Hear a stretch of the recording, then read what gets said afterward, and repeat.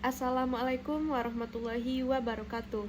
Perkenalkan, nama saya Nestia Arina dengan NIM 25016041 dari Prodi Pendidikan Bahasa dan Sastra Indonesia, Departemen Bahasa dan Sastra Indonesia dan Daerah. Di sini saya akan mempresentasikan hasil artikel yang dibuat pada minggu lalu yang berjudul yaitu Pendidikan Berkualitas atau Quality Education sebagai pilar pembangunan berkelanjutan dalam pencapaian SDGs. Nah, di sini yang pertama yaitu terdapat pendahuluan, di mana pendahuluan ini berisikan tentang pendidikan menentukan kualitas sumber daya manusia.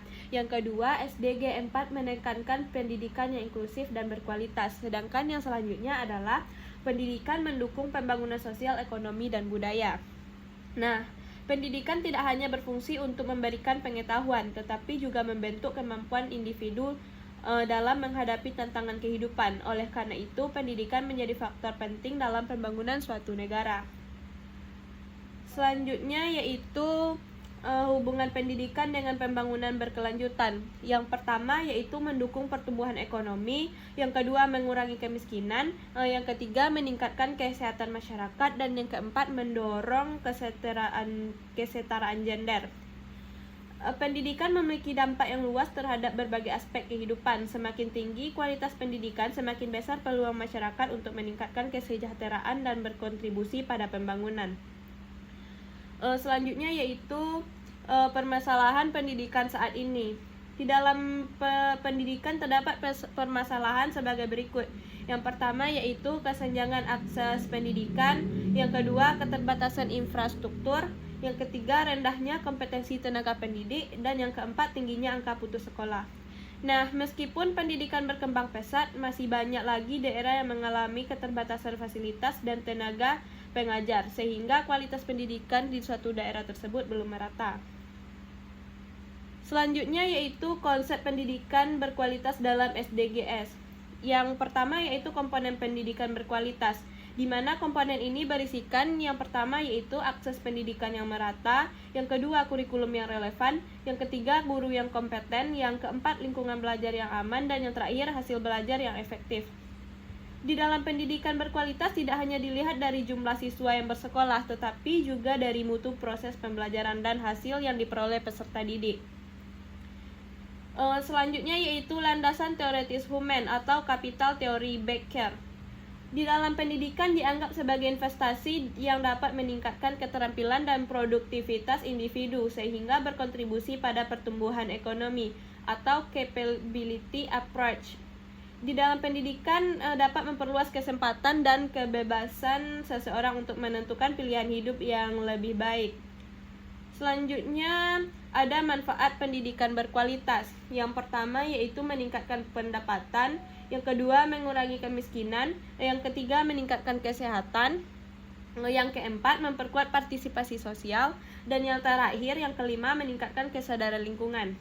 Di dalam pendidikan, pendidikan memberikan manfaat tidak hanya bagi individu, tetapi pendidikan juga bermanfaat bagi masyarakat dan negara secara keseluruhan.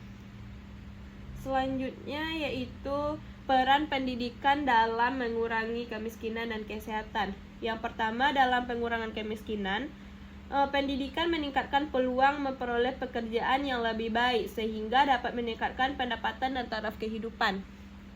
Selanjutnya peningkatan kesehatan. Di masyarakat yang berpendidikan cenderung memiliki pengetahuan kesehatan yang lebih baik dan mampu menerapkan pola hidup sehat. Selanjutnya yaitu peran pendidikan dalam kesetaraan gender dan lingkungan.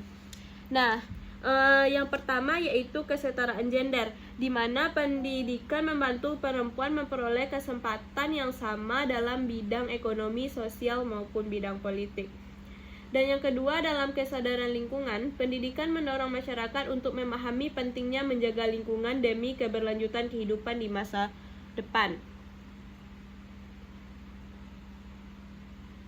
Selanjutnya ada tantangan pendidikan berkualitas.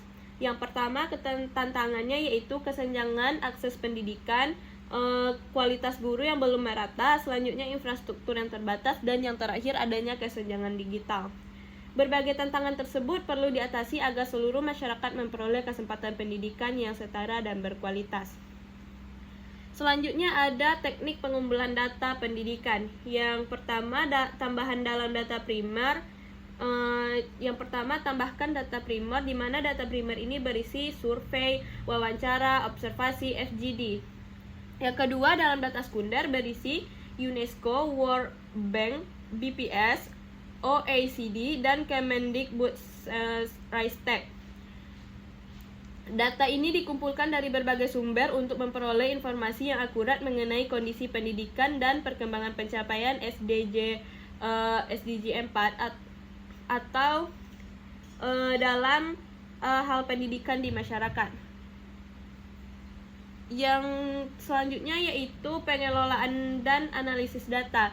Tahapan yang dapat kita lakukan yang pertama yaitu data cleaning atau membersihkan data. Yang kedua, penyimpanan data. Yang ketiga, menganalisis data. Yang keempat, tahapannya yaitu penyajian hasil. Pengelolaan data yang baik menghasilkan informasi yang valid sehingga dapat digunakan dalam perencanaan dan evaluasi kebijakan pendidikan. Selanjutnya yaitu strategi peningkatan pendidikan berkualitas. Yang pertama, strateginya yaitu pemerataan akses pendidikan. Yang kedua, peningkatan kompetensi guru. Yang ketiga, digitalisasi pendidikan. Yang keempat, kurikulum berbasis kompetensi. Yang kelima, kolaborasi multi pihak. Dan strategi ini memerlukan untuk mempercepat pencapaian SDG 4 dan meningkatkan kualitas pendidikan secara berkelanjutan.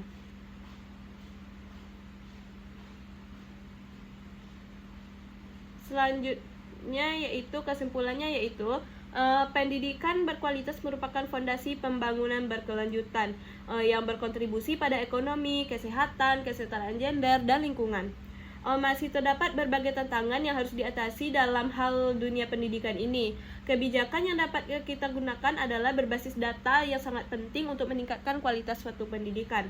Keberhasilan SDG 4 ini akan mendukung pencapaian tujuan pembangunan berkelanjutan lainnya serta menciptakan generasi yang siap menghadapi tantangan sosial.